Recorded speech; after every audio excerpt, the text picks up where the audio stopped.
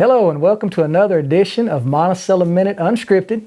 I'm your host Keith Wallace, and as always we're coming to you from our studios inside of Advance Printing Company, beautiful downtown Monticello.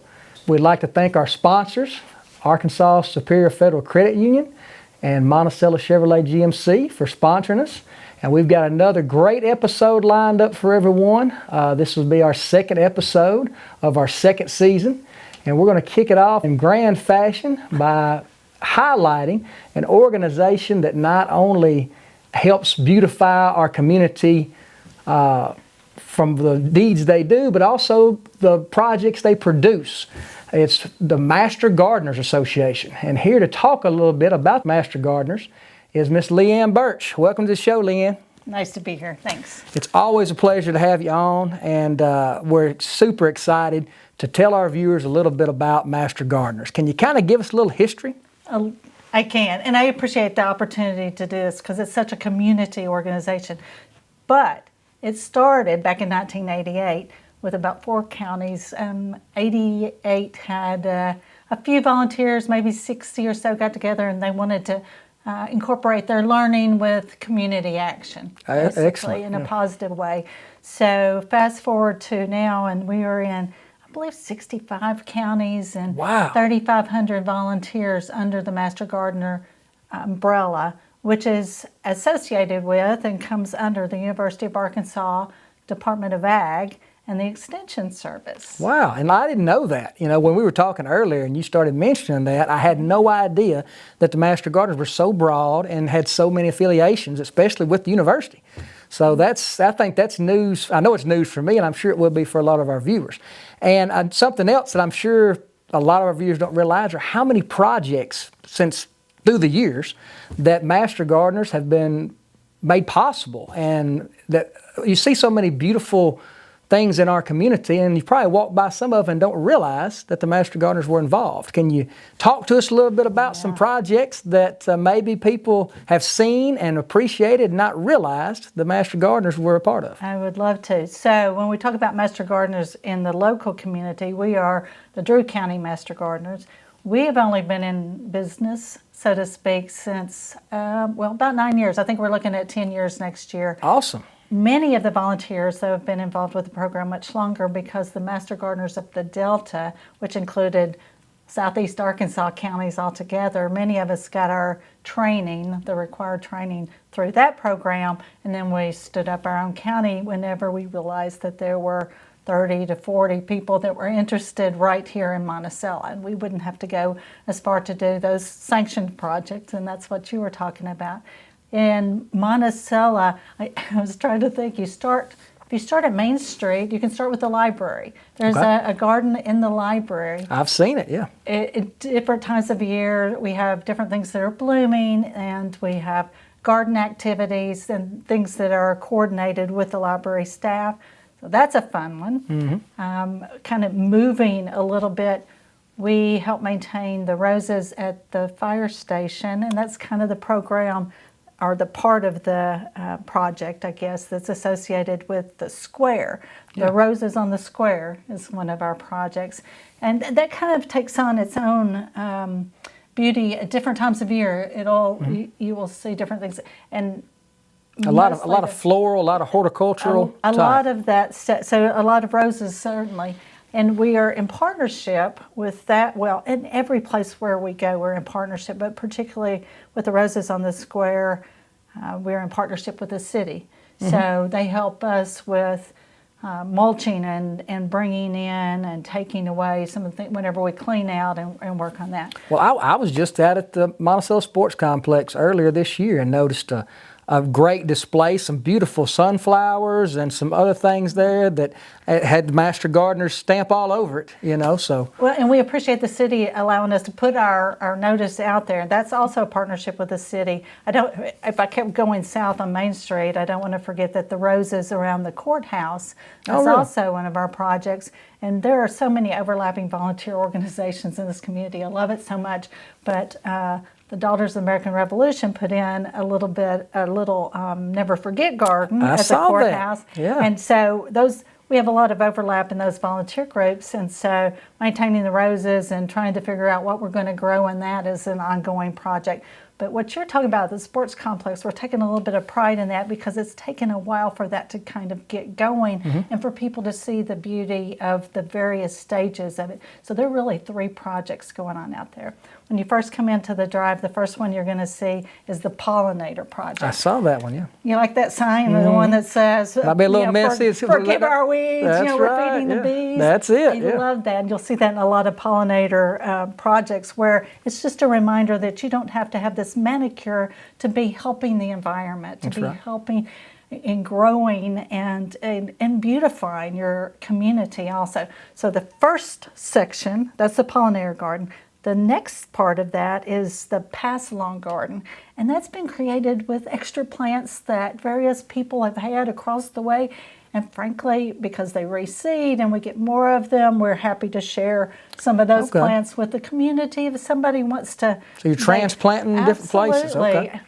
You will see many of the overlap plants from the library, maybe some of the rutabaga that's been growing more recently, because the pollinators certainly help us, but we help the seeds along too by moving them and sharing them. And that's part of the joy of this whole group, is getting to work together to help foster the knowledge about the plants, but also about the environment. We had William West with our police department. I love him, and he came out and talked to us when we were doing a little project, or we were informing folks at the 4th of July fireworks. We had a little table set up out there in the middle, and he said, I wish I could have counted how many butterfly varieties I saw out here one day when we were out here. And it's just one of those things where that's what draws them in. Bring the kids, right? Come count the butterflies, come look at the plants. There's a little walkway around that we try to keep.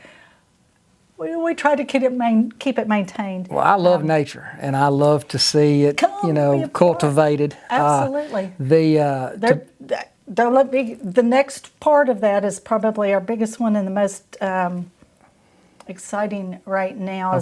It's the Arkansas Heritage Garden. And Dr. Sherry Silzel out at UAM has been instrumental in bringing in some grants to help us put that in.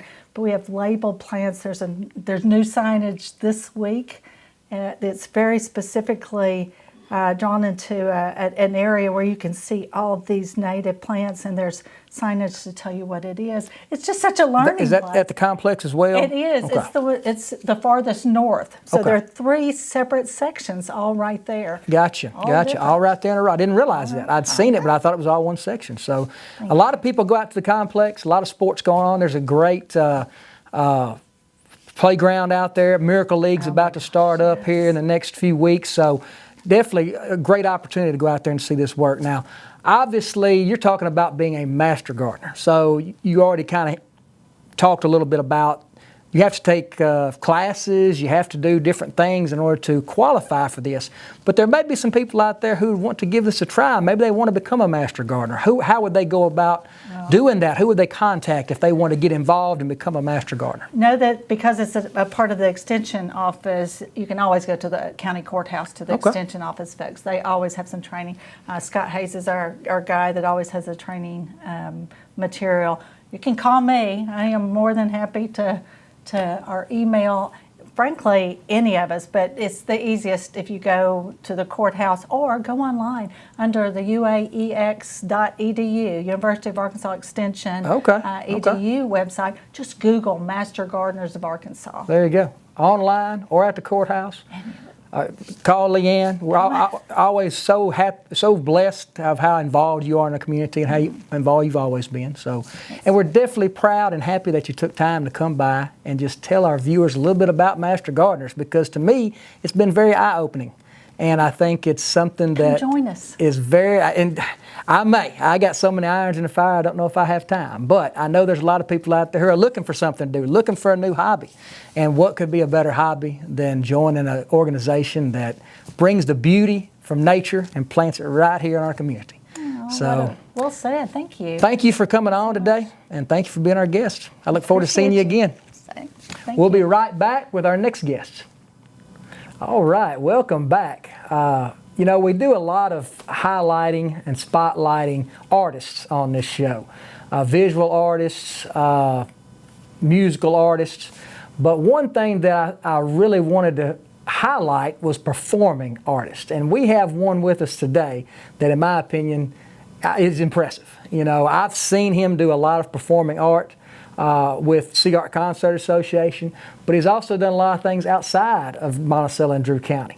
And definitely want to bring him in today, and happy to have him here. Ladies and gentlemen, Greg Fallon. Welcome to the show, Greg. Thanks for having me. As I kind of hit on a little bit for our viewers who may not know you, can you kind of tell us your story about when you started acting and when you decided you wanted to be an actor? Well, I didn't grow up wanting to be an actor or anything like that. I was in my mid-40s and was helping run lights and sound for one of the earliest Sea Art productions, which was over at that time at the First United Methodist Church in their Family Life Center. Yeah. And I just kind of watched it and thought it looked interesting and tried it the next year. And Kathy LeAnne. Of course, yeah. We had her on. She's a friend of the show. Had her on last year talking about the Concert Association. A very, very good director. I've worked with famous directors, and Kathy LeAnne's one of the best directors I've ever worked for. Wow. She's exceptionally good. So I tried it out, and luckily there are a lot of very gracious people around me, and they're very complimentary, and that gave me the encouragement to keep going with it. And at that point, it kind of became a curiosity thing. Let's see, what can I do with this? How far can I go with this? And I've had a lot of hobbies that I had to work really hard at just to be competent at. Gotcha. Like with music, you're going to have Sydney on in a minute. Sydney's the musician in our family. I did not know that. She's gifted for music. music. I've heard you play music, and I knew you were a good, gifted musician as well. I'm not. Sydney's the musician in the family for sure. I have to work at it. But acting was something that I could just kind of always do. Okay. It just came very natural. It wasn't something I ever really had to work at very hard.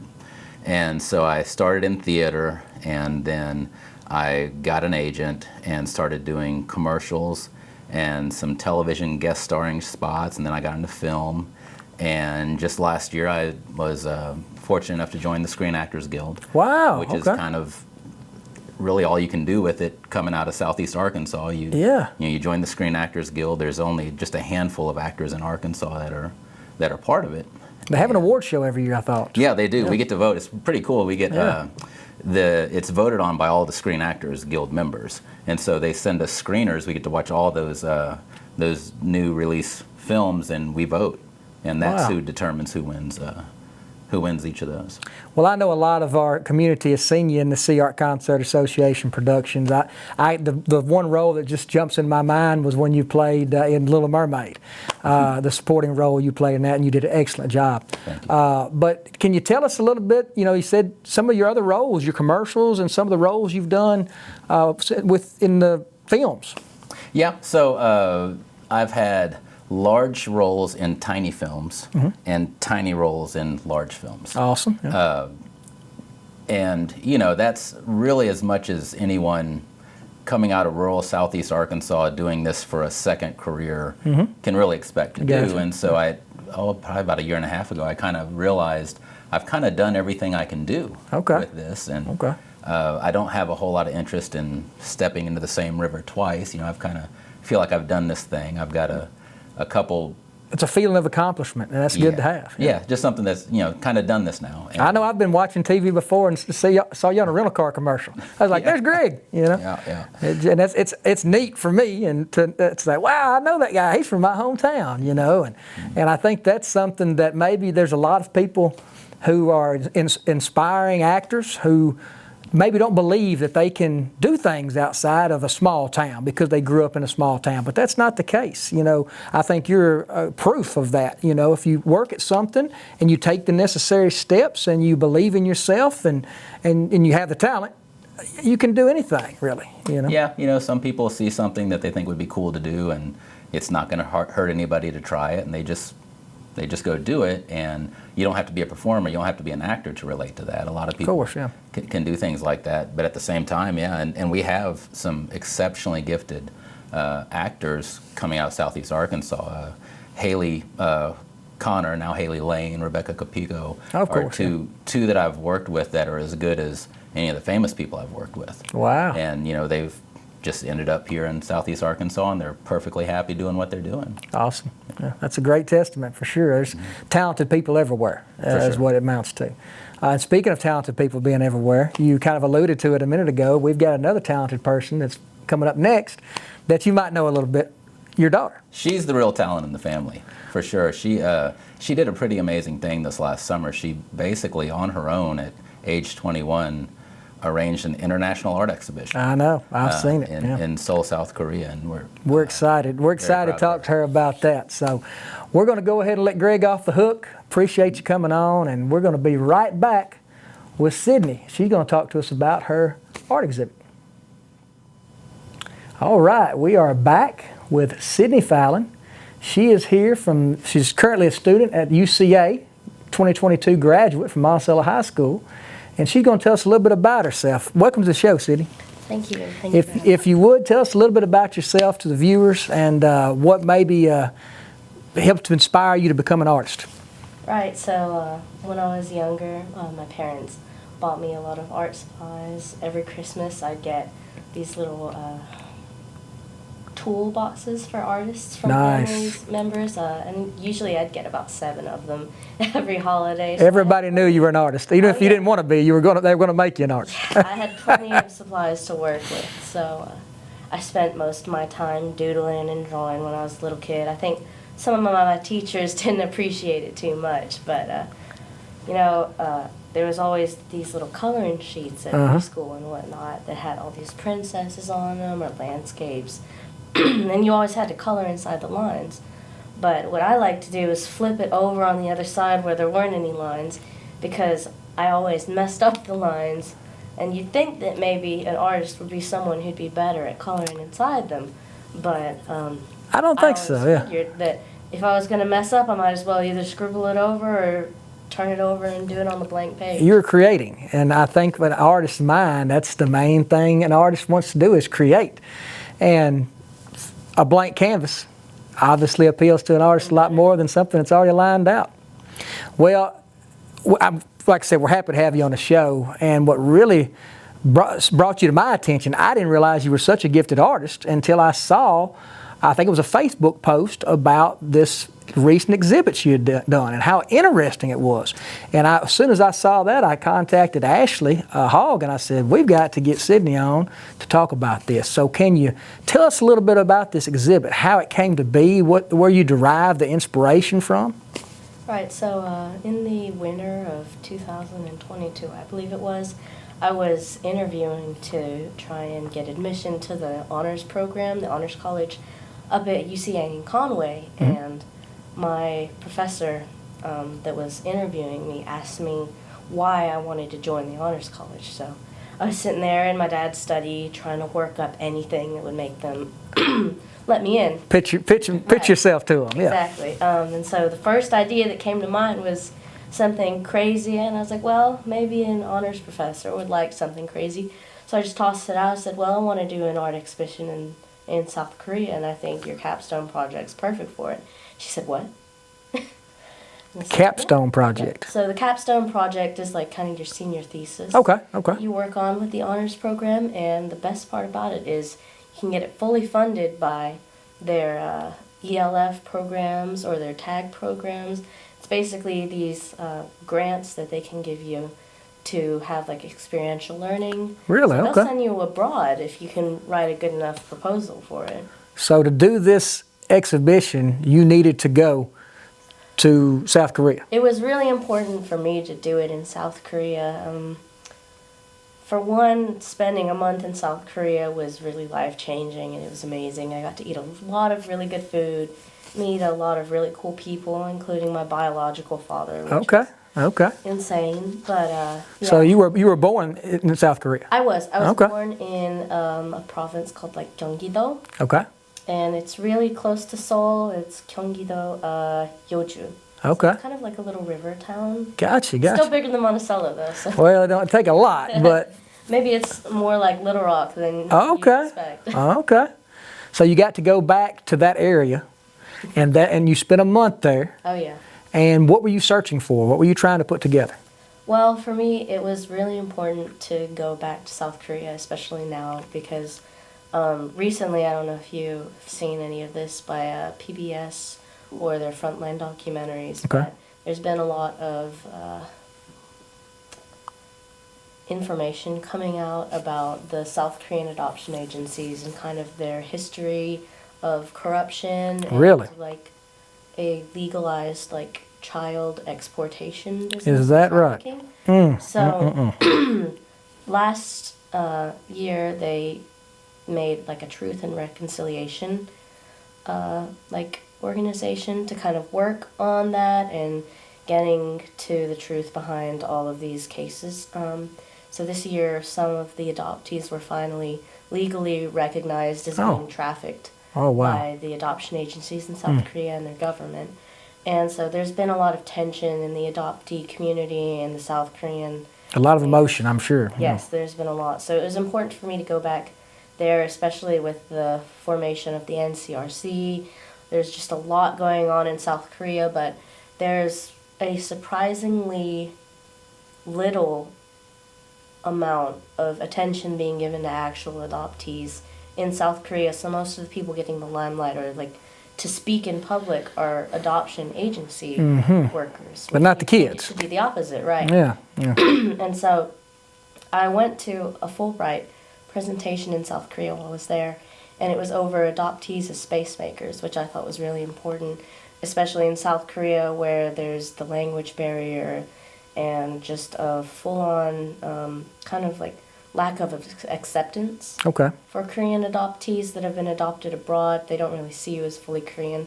So it's important to make spaces for adoptees in that specific part of the world.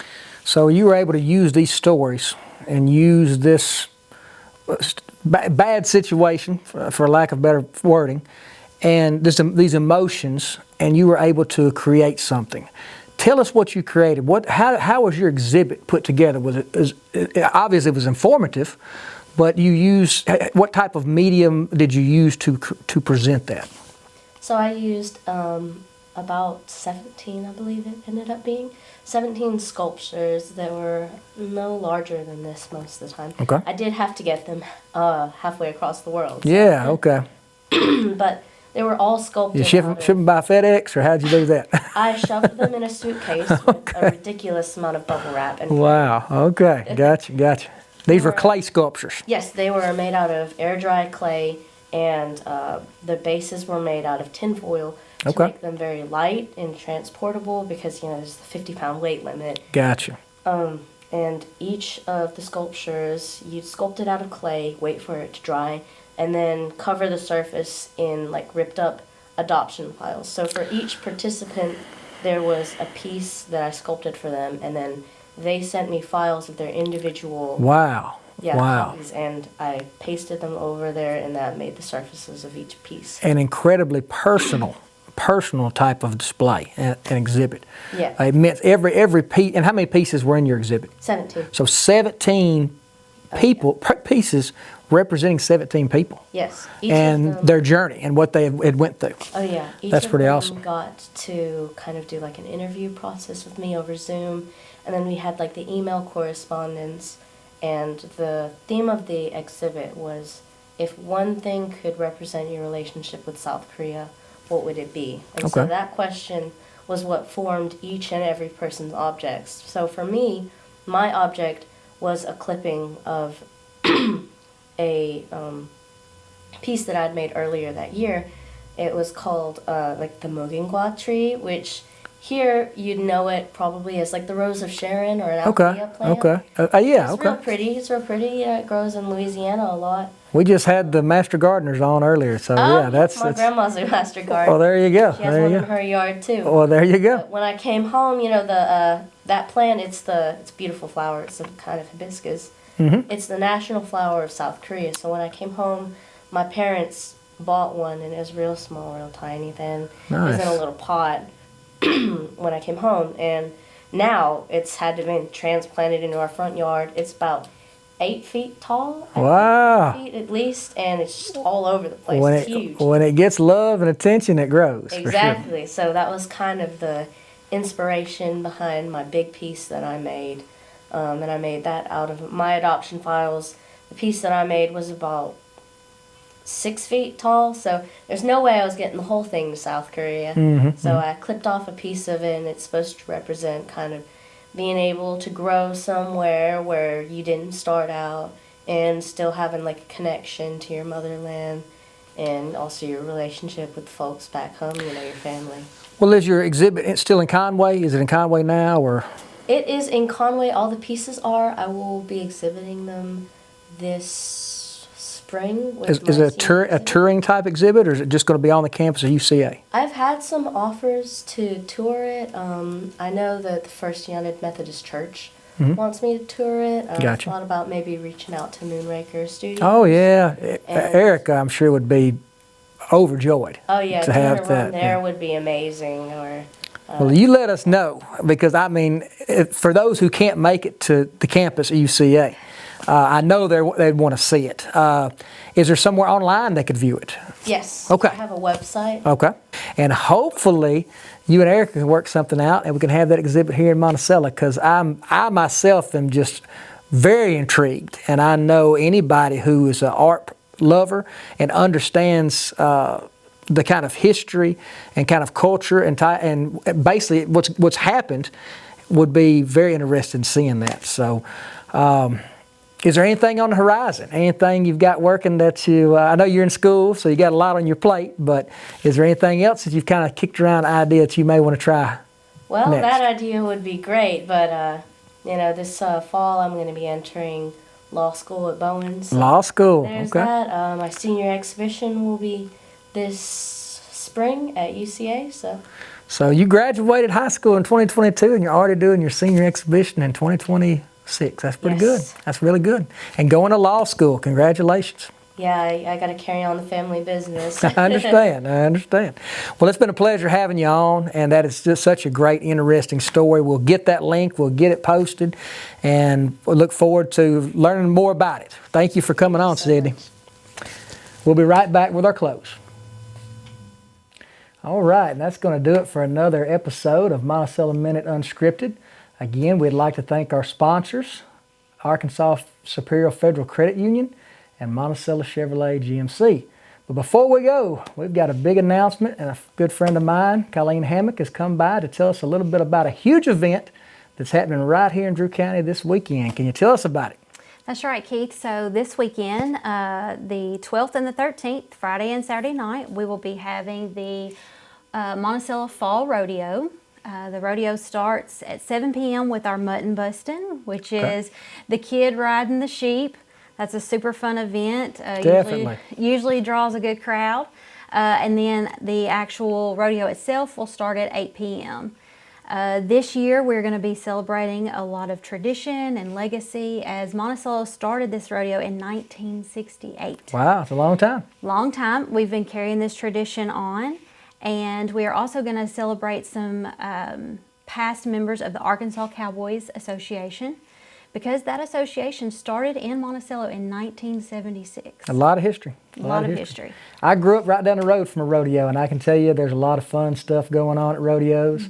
It's something that has always existed in the county, obviously going back decades, and it's just family fun for everyone. I'm sure there'll be food. I'm sure there'll be plenty of entertainment, clowns, rodeo clowns, and all kind of stuff. So be sure to make plans this weekend, 12th and 13th of September, to go out to the Drew County Fairgrounds, to the rodeo arena, and check out the Drew County Fall Rodeo. Thank you.